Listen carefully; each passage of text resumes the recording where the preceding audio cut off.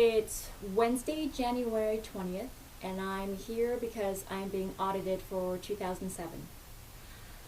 With me is my box full of 2007 goodies, all my financial statements and receipts and anything related to 2007. I threw it in this box, and I put the box in the closet hoping I would never see it again, but here it is. This is my second audit. My second audit. This is my husband's third audit. Why are we being audited? Well, one, we're both independent contractors. That alone puts a big bullseye on our heads. And the second reason is probably because the country's broke and the government needs to find money wherever they can. So if you're an independent contractor, pay attention to my advice because I think it'll help you. First and foremost is keep all your receipts. Keep all your statements, all your bills, all your invoices, all your receipts, no matter how insignificant you think it is. It's really important because it won't hurt you to keep it.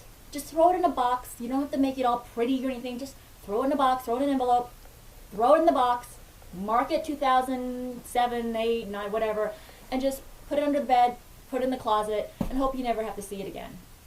But definitely keep it. And don't think that just having credit card statements and bank statements is going to be good enough. I mean, it probably will be, but if you get audited, it's going to be a big hassle for you. A big hassle to go through those statements, to go through those bank statements and the credit card statements, to find all the different expenses you need. Plus, you have to make copies of them. Plus, you have to categorize them properly for the auditor. You can't just give her one statement with auto, meals, phone, in just one piece of paper and say, here you go. It doesn't work that way. She's going to want one folder or one envelope full of expenses related to phones, if that's what she wants. And she's going to want you to have it nicely added up on a calculator and nicely stapled, and you just don't want to be sloppy. The last thing you want to do is just hand her a box of crap and say, have at it. You don't want to do that. And you certainly don't want to follow their instructions, their lack of instructions. If they say, just come on in with what you got, no big deal. We'll go over it together. So don't stress. No, just come on in. Just give me what you got, or if you don't have it, don't worry about it.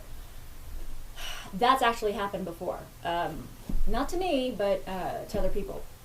And when you do that, that's when they turn around and say, well, you didn't bring your meals, you didn't bring your fuel expenses. What, they're in this pile? I'm not going to add it up for you. You know what? I'm just going to add that to the bill. Okay, you don't have all your travel. Okay, I'm going to add this. I'll just make up a random number. Yeah, 3,000 sounds good. I'm not kidding. This has happened. So when you do get that letter, if you get that letter, you definitely want to be prepared. You don't want to go in just with random stuff just thrown together or not at all, because then you'll just end up getting stuck with a bill. So I am going to start tonight sorting through this box based on the list I was given, all the requested expenses, because they're not asking for every expense that I put down in my tax return. They're just looking for certain expenses. So those are what I'm going to look for, and